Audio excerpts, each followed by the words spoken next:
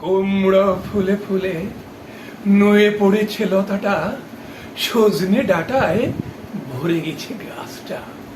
আর আমি ডালের বড়ি শুকিয়ে রেখেছি। খোকা, তুই কবে আসবি, কবে ছুটি?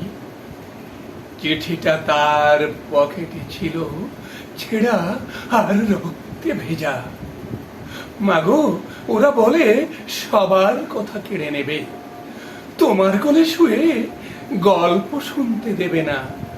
বলো মা, তাই কি হয়?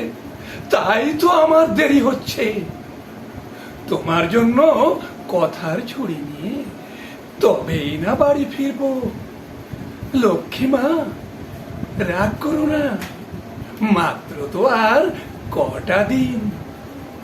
পাগল ছেলে, মা পড়ে আর হাসে, তোর উপরে রাগ করতে পারি? নারকেলের চিড়ে কোটে ওড়েকে ধানের মোড়েকে ভাজে, এটা সেটা আরো কত কি। তার খোকা যে বাড়ি ফিরবে, ক্লান্ত খোকা। কুমড়ো ফুল শুকিয়ে গেছে, ঝরে পড়েছে ডাটা, পৈলতাটা নেতানো।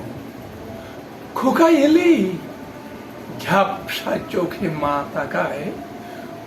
উঠুনি উঠুনি, যেখানে খোকার সব শকুনিরা ব্যবচ্ছেদ করে।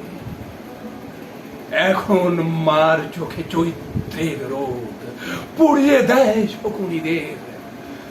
তারপর দাওয়ায় বসে মা আবার ধান ভাঙে, বেন্নে ধানের খই বাজে।